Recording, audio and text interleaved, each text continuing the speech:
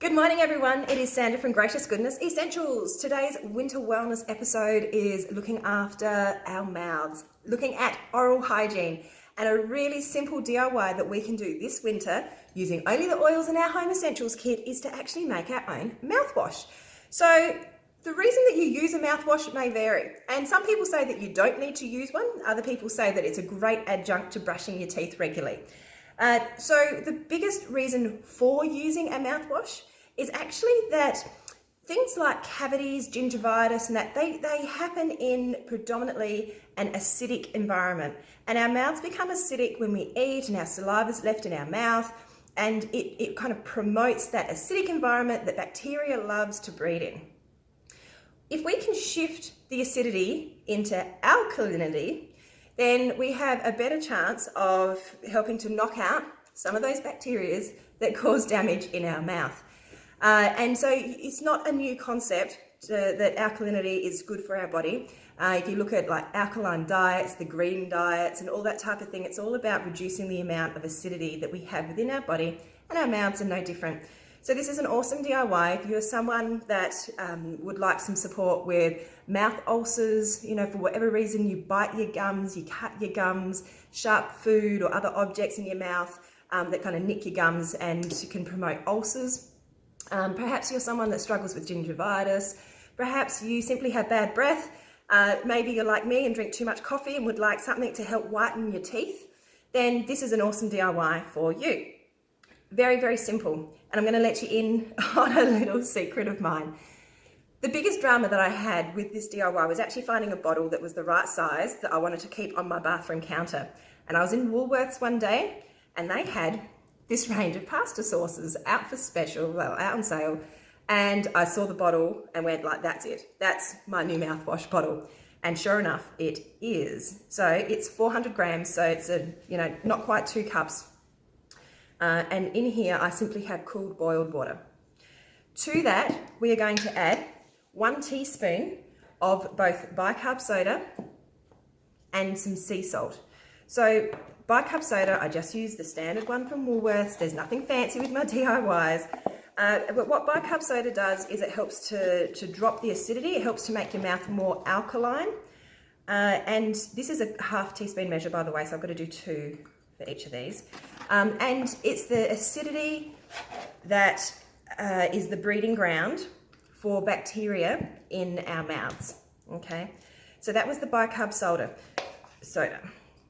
This is my salt. You can use Himalayan sea salt, whichever type of salt you like. The one that I'm using is actually an Olsen's sea salt. It's a South Australian company, and they make the most beautiful salt. I started using their products maybe 18 months, 2 years ago, and I have not looked back. I buy them online. It's a Whyalla-based company here in South Australia. Absolutely love the flavour of their salt. I never thought that salt could have such different flavours, but it does. Check them out. In fact, I might even put a link in the comments because I like their company so much. So just 1 teaspoon of the bicarb soda, 1 teaspoon of the sea salt, and we're going to give it a little shake up. So this is actually forming the basis of our mouthwash. You could actually stop right here, right now, and you would have a cool mouthwash that would help to reduce the acidity, promote alkalinity, which in and of itself will help fight off bacteria in your mouth.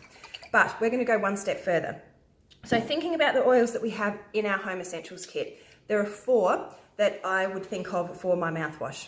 Lemon, if I wanted to brighten my teeth, okay? Peppermint, if I want to have fresh breath, or if I just want to lift the flavour of the mouthwash. Tea tree, for antibacterial, and On Guard, which is a little bit spicier. On Guard, which of course has got the clove, cinnamon, rosemary, eucalyptus, wild orange, is just that all-round powerhouse to support our immune system and to help get rid of bacteria and viruses and things like that in our body, and in this particular instance in our mouth. So you don't need much. What I might actually do for this one is I might do 3 drops of the On Guard and 2 drops of peppermint. So all you're going to have to do before you use this mouthwash is just give it a little shake to make sure that the oils are actually in suspension in the liquid. The salt and the bicarb will help with that, but you'll notice that when they're left to sit, the oils will want to just kind of sit on the surface of the water. Perfectly natural, just give it a shake. Now, if you're using this mouthwash with kids, you may want to try and sweeten it a little bit. Of course, we don't want to use sugar in a mouthwash. That's the last thing we want to do. But you could use a natural sugar alcohol like xylitol. So xylitol actually has research behind it to say that it helps with gingivitis and reducing the incidence of cavities. So you would just need a really small amount of xylitol to really sweeten it, because it's extremely strong, to really sweeten up this mix if you have to make it more palatable for someone. So there you go.